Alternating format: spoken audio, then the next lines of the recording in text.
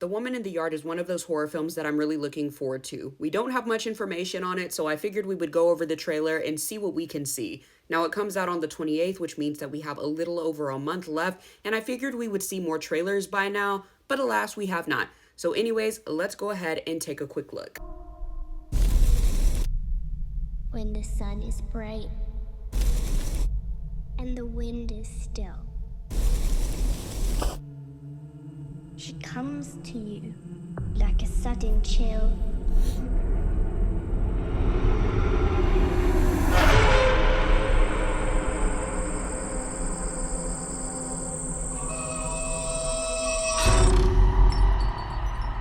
Draped in black from head to toe.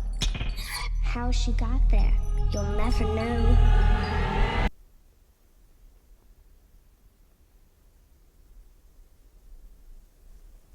Today's the day.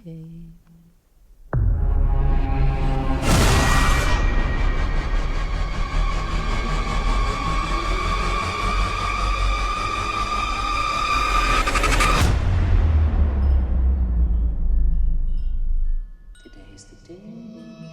So right away, I thought about three things immediately after watching that trailer. The first of was the Babadook, and this is because we have a single mother with two children.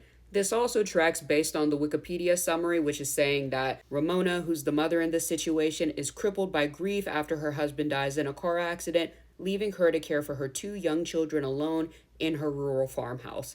So again, it gives me Babadook vibes, except that was in the UK. This is in a farmhouse. That lady had one kid. This lady has two. But again, those themes of grief, and that is literally what the Babadook is about, or at least one of the major things that the Babadook is about, and how to suppress that. So that is the first vibe I get. Now, the second movie that comes to mind is The Others. And I say this primarily because there's a scene in the trailer where the woman in the yard has blood all over her hands. And if you've seen The Others, you know that one of the major twists in the film is finding out that the mother, played by Nicole Kidman, unalives her two children.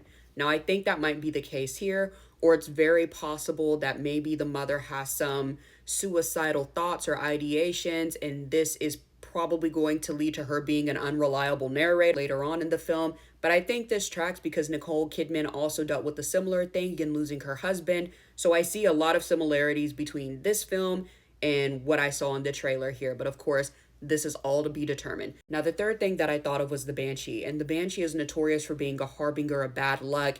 It symbolizes impending death. And so the woman in black in the yard gives me a lot of those vibes as well. But even though I think the two share a lot of similarities in that way, we just don't have enough information. The fourth thing that I wanted to point out in the Banshee theory is the fact that I think the woman in the yard is actually a reflection of Ramona, who's our titular character here. If you look very closely underneath the veil that she has on, they appear to favor each other pretty closely. So again, this is just my theory. I know I might be getting ahead of myself with that one, but the two share a lot of similarities. And again, if this character is similar to the Nicole Kidman character and The Others, she definitely killed those two kids. And so maybe Ramona has something to do with the death of her husband and the chaos that's going to happen on this farm. Now, the only thing I don't have an answer for at this time is the nursery rhyme. Typically, to get one of those going, this is something that would have had to happen before. You know, nursery rhymes typically don't appear overnight, or at least not in my experience. They're normally a generational thing passed down and edited by one generation to another. So if this nursery rhyme that we're hearing in the background has been around for a while, this might mean that this is not an unusual occurrence, and maybe this is something that just presents to the women of this family, or maybe to the husband's family. It is very possible too, and I might be completely wrong with all of this, that whatever this thing is right here is just a curse on the farmland. There was an episode of Beyond Belief Fact or Fiction that reminded me a lot of this as well, where there's a lot of chaos going on the farm. The crops weren't going, and so the father of the household decided to sacrifice himself in order to get the crops to grow.